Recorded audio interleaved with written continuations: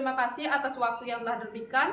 Yang terhormat Ibu Dr. Niputu Ayu Hervina Sanjayati SPD MPD dan teman-teman yang lain yang saya banggakan. Om Swastiastu. Om Swastiastu. Selamat sore.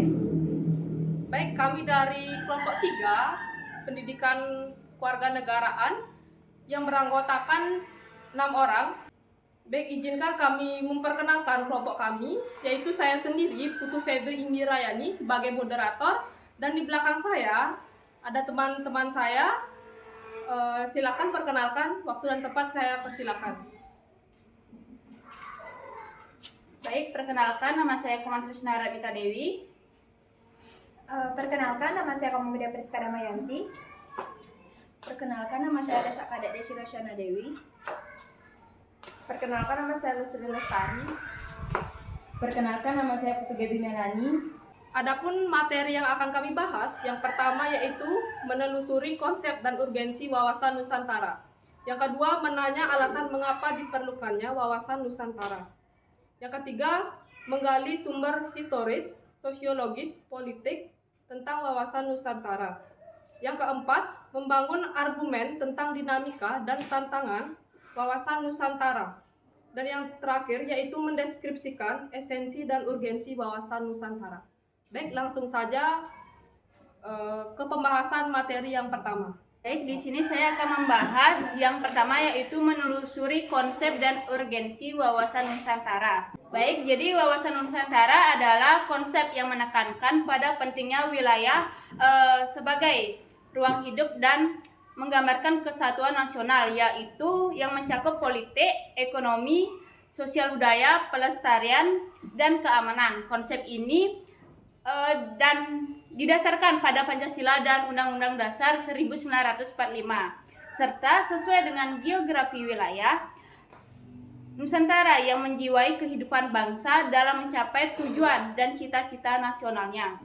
Adapun tujuan dari wawasan Nusantara, yang pertama yaitu kesadaran masyarakat sipil mengetahui kepentingan nasional dan memperjuangkan kepentingan nasional bersama dengan keadilan. Selain itu, wawasan Nusantara juga menjadi gambaran geopolitik bangsa Indonesia yang mencakup kebangsaan, kepemilikan, dan perlindungan. Baik, terima kasih atas waktu dan kesempatan yang telah diberikan kepada saya. Di sini saya akan memaparkan materi yang kedua, yaitu menanyakan alasan mengapa diperlukannya wawasan Nusantara.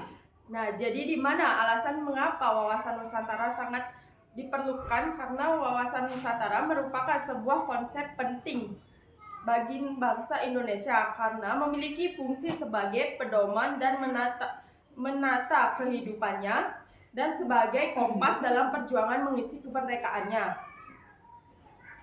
Ini merupakan doktrin politik yang bertujuan untuk menjadi pedoman bangsa Indonesia dalam menjaga keberlangsungan Negara Kesatuan Republik Indonesia.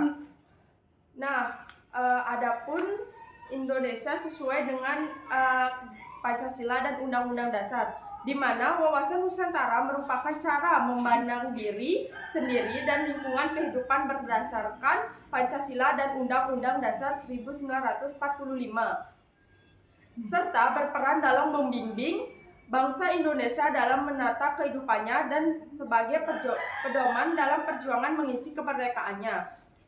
Pentingnya wawasan Nusantara terletak pada fungsi sebagai pedoman, motivasi, pemberian semangat, dan kompas dalam menentukan segala kebijakan, keputusan, tindakan, serta pembuatan bagi penyelenggara negara di pusat dan di daerah.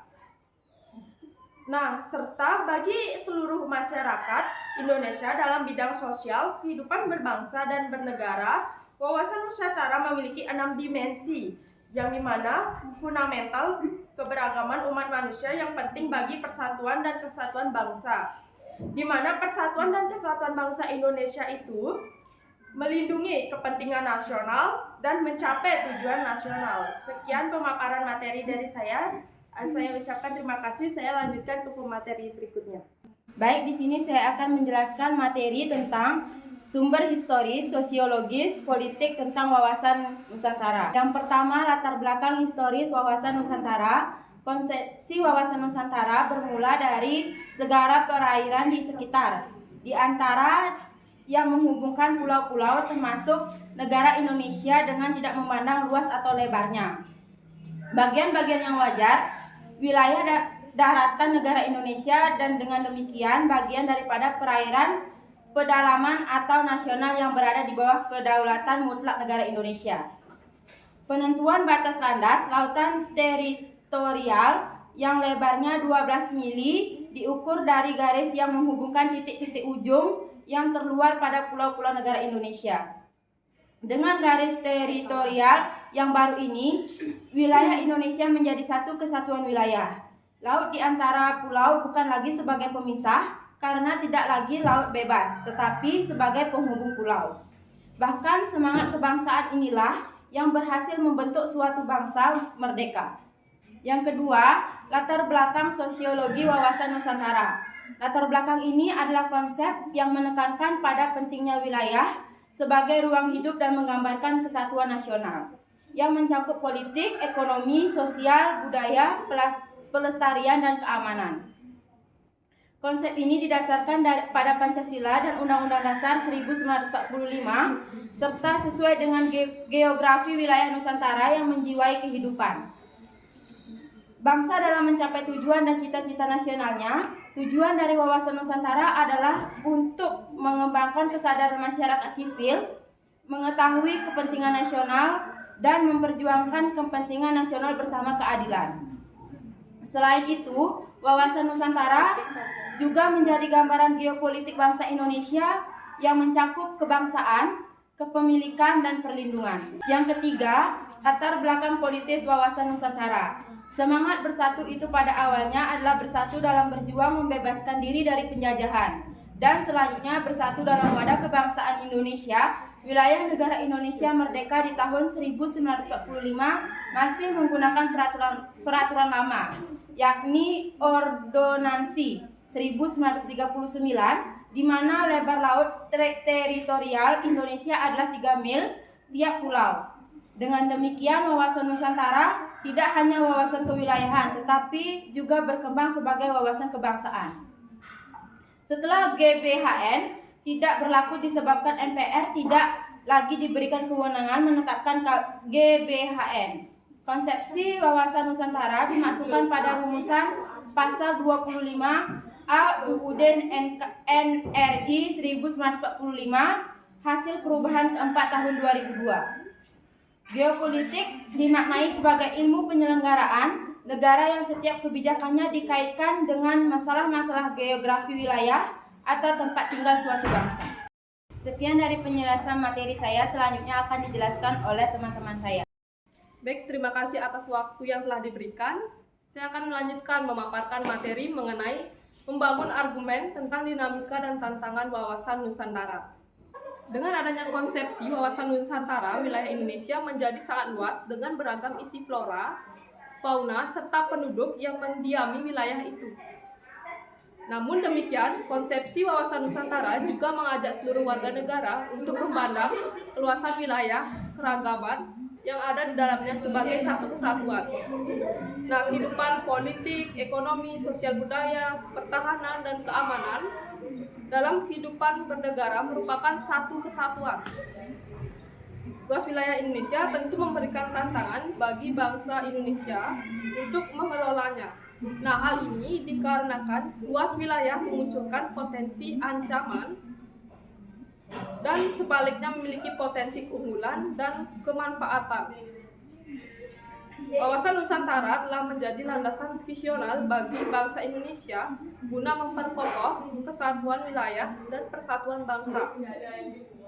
Nah, upaya memperkokoh kesatuan wilayah dan persatuan bangsa akan terus-menerus dilakukan. Nah, hal ini dikarenakan visi tersebut dihadapkan pada dinamika kehidupan yang selalu berkembang dan tantangan yang berbeda sesuai dengan perubahan zaman.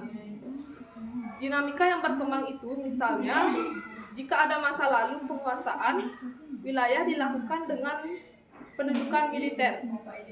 Nah, maka sekarang ini lebih ditekankan pada upaya perlindungan dan pelestarian alam di wilayah tersebut. Nah, tantangan yang berubah, misalnya adanya perubahan dari kejahatan konvensional menjadi kejahatan di dunia maya. Baik, itu saja pemaparan materi dari saya. Materi selanjutnya akan dipaparkan oleh teman saya. Baik, di sini saya akan melanjutkan materinya, yaitu mengenai mendeskripsikan esensi dan urgensi wawasan Nusantara. Esensi dari wawasan Nusantara adalah kesatuan atau keseluruhan wilayah dan persatuan bangsa, mencangkup di dalamnya pandangan akan satu kesatuan politik, ekonomi, sosial budaya, dan pertahanan keamanan. Wawasan Nusantara merupakan perwujudan dari sila ketiga Pancasila, yakni Persatuan Indonesia.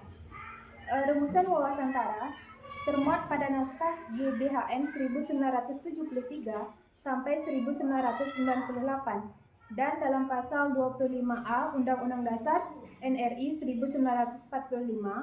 Menurut pasal 25A Undang-Undang Dasar 1945, Indonesia dijelaskan dari aspek kewilayahannya merupakan sebuah negara kepulauan yang berciri Nusantara.